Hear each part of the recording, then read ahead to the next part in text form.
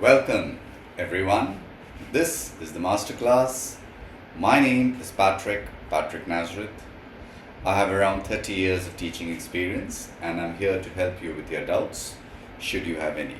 Today we take a look at the chapter, the third level, written by Jack Finney. A bit about the author then. He was born on October the 2nd, 1911 at Wisconsin. He died on November the 14th, 1995 at California. He was, of course, an American writer. He wrote primarily science fiction or sometimes thrillers. One of the most famous cult movies made was based on one of his books, The Body Snatchers, which was remade as the film, The Invasion of the Body Snatchers. Another of his famous novels was Time and Again. What would you do if you were placed in a situation where you had to tell everyone that you had seen something which everyone with half a brain would tell you is not possible? This is a story based on a fantasy like that. It follows a person named Charley, who at the beginning of the story tells us of something which is obviously not possible. He went to the station in New York, Grand Central. Everybody who knows about New York, about the particular station, would tell you again and again there are only two levels in New York Station. Trains go to different destinations from both these levels. Charley went to a third level. So obviously he thinks that something is wrong with him, and the first thing a normal person would do is consult a psychiatrist. The psychiatrist tells him not to worry, this is because of the tensions in your everyday life. His wife gets upset. Is the psychiatrist trying to imply that she is responsible for the problems in Charley's life? And the psychiatrist says no. You see, it works like this, that with everything going on, the First World War finishing, the Second World War finishing, the difficulty of earning a livelihood, the stress, the long hours, the things you have to do, have all contributed to putting you in a place where you wish to escape from your normal life. Charley can understand this, he can appreciate this. His friends tell him it's exactly like his hobby, stamp collecting. You collect it in order to escape tensions, that is normal. But he has this suspicion and he cannot rid himself of it. Even his grandfather collected stamps, but no one could say that his grandfather ever saw something like he had. He gives us a description of what exactly was it he saw and how he came to be in that position. Charley tells us he was working late in his office. He decided to take the metro because that would be faster than the bus. He wouldn't like to get caught in traffic. So off Charley goes. He's walking fast. He's dressed normally like everybody else. In fact, the same clothes that he's wearing could be seen in somebody else. He was just an everyman. What happens? He buys the ticket, he goes down, and he promptly gets lost. Where does he find himself? He finds himself at an old-style railway platform. There are no electric lights there. In fact, it is gas. The counter at which the tickets are sold is old. It looks old. It is made of wood. And the person sitting behind the counter has a green eye shade and is wearing clothes that are obviously old, out of fashion. He looks around him. He sees people with beards, people with long mustaches, people wearing styles, women wearing clothes that are so much out of fashion, and he knows something is wrong. So, in order to make his suspicion a certainty, he walks over to the person selling papers and he checks it out. What papers is this person selling? What's the date on them? He sees that the paper the person is selling is a newspaper called The World, which he knows went out of circulation, was shut down almost 20 years ago. So he realizes somehow or the other he's traveled back to the past. He's in the year 1890 something. He's happy about it. He says, this is the best opportunity I will have of escaping my life. Let me buy 2 tickets, one for myself, one for my wife, and I will go back to the town where I grew up, a town called Galesburg, where he did his schooling from, where his grandfather came from. So he goes up to the counter. He just has enough money to buy 2 tickets. He asks for 2 tickets, and as he gives over the money, a person at the counter looks at him strangely and asks him, are you trying to make a fool out of me? Because this is not money that you're giving me. Charley realizes that he is handing over to the clerk at the counter new money, the money that is in existence at his time. Previously, in the 1890s, the dollar bills were different, they were printed differently, they were of different sizes. He makes his excuses and rushes away because he does not want the police to come looking for him, thinking that he is a trickster or a con man. He doesn't wish to go to jail. Jail in any century, jail at any time does not appeal to him. While he's walking, he's trying to make sense of what happened to him. He thinks that Grand Central Station is a place where anyone can get lost. He believes that every time he comes, he finds something new or the other happening. New tunnels are there. So he doesn't find it amazing that he has got lost. He finds it perfectly normal. He imagines that New York Station is like a tree. It's putting out new branches every day. It's got tunnels going in different directions. He himself recalls how he went down a tunnel and came outside a hotel, far away from where he really wanted to go. Of course, he didn't mention this to a psychiatrist, because the psychiatrist would have said he was just being fanciful. And he would have said that definitely Charley has a mental problem. Charley leaves the station. He goes instantly and tells his wife, draws his entire bank account and changes all the money that he has, which is $300, into old money. Now, in order to buy the old money, he has to pay a premium. So his $300 only come to $200.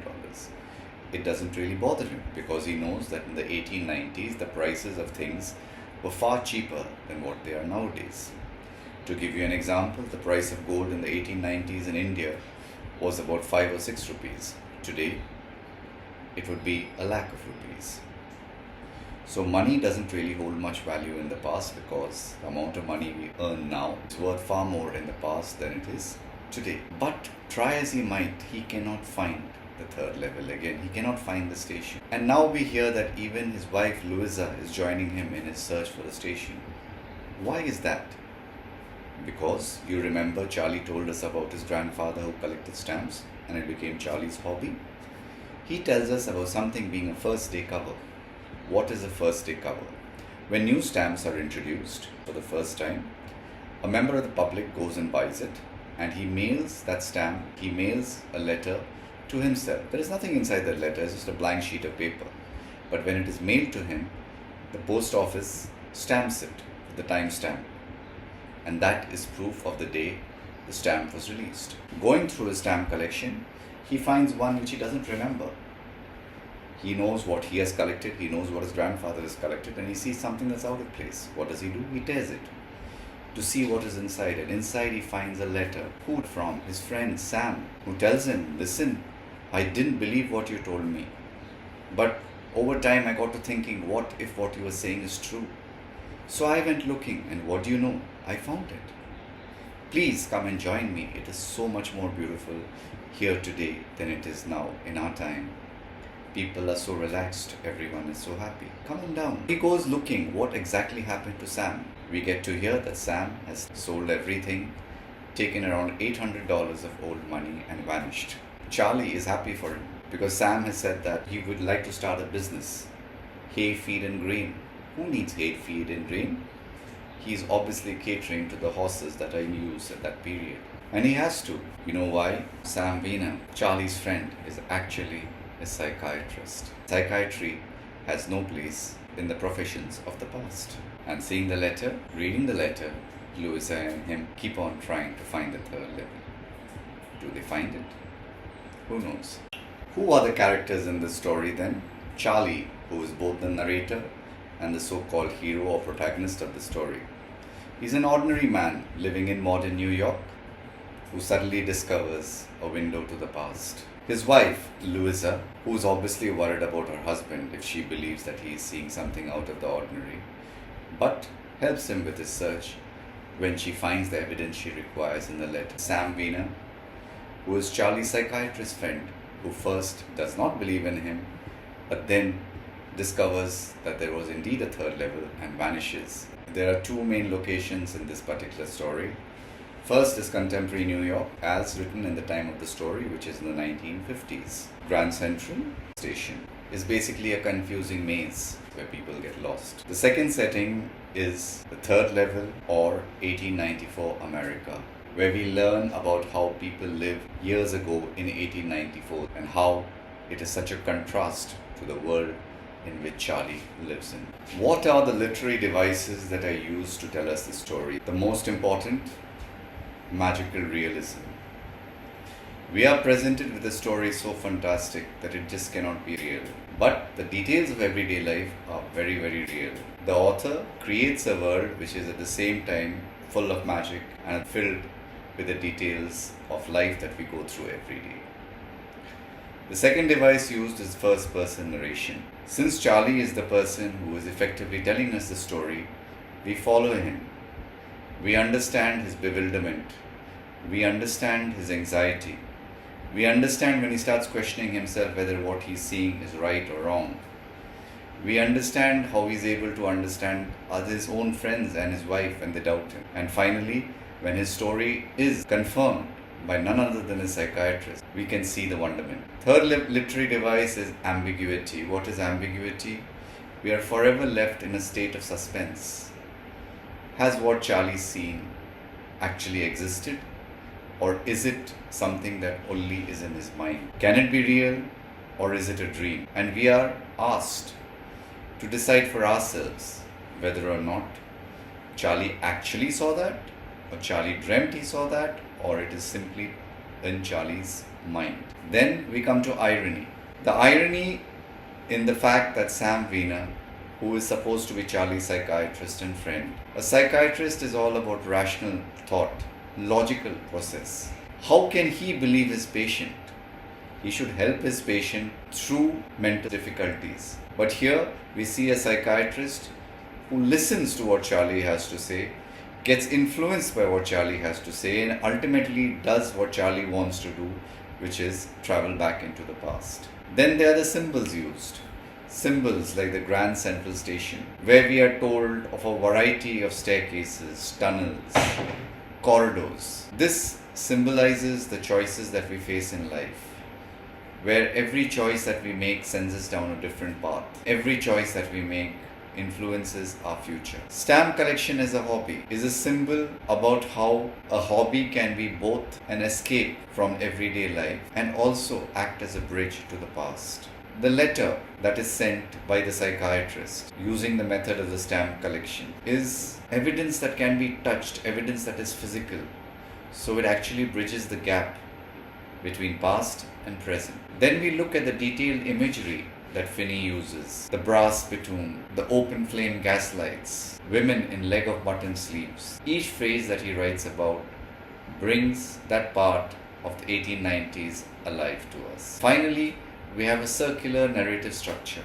So the narrative goes from disbelief to people telling him it is not possible, to his friend actually telling him that not only is it possible, but it's happened to him, and he himself has gone to the past, and he wants Charley and his wife Louisa to come meet him. What are the themes that run through this particular story then? Escaping reality. There are pressures, there are anxieties to perform in today's world, just as it was in the 1950s. That is the reality. Is it possible to escape from the pressures of daily life? Is it healthy to look for an escape from the pressures of daily life? It does this by being nostalgic for the past. It presents the past as an ideal, as an escape from today's world, because we don't really know, because we are only told about the good things that happened in the past. We are not told about the bad things. The difference between psychological and physical. One is the state of mind, one is what we can touch. Is truth or experience only what we have been through? Only what we can see, only what we can touch? Is it not possible that things exist which we do not see, which we cannot touch? This plays on modern anxiety that is reflected in the pressures of daily life. Another theme that runs through this is the power of belief. If you believe in something truly, if you work hard towards something, that thing will happen for you. Just like Sam got to thinking, what if Charley was right? Then he began to believe, I hope Charley is right. And finally, he went and looked and found that Charley was actually right. That's it then, the end of the chapter. I do hope I have been able to help. If I have, please remember to like, subscribe and share. There would be others out there who would need our help. Thank you so much for watching.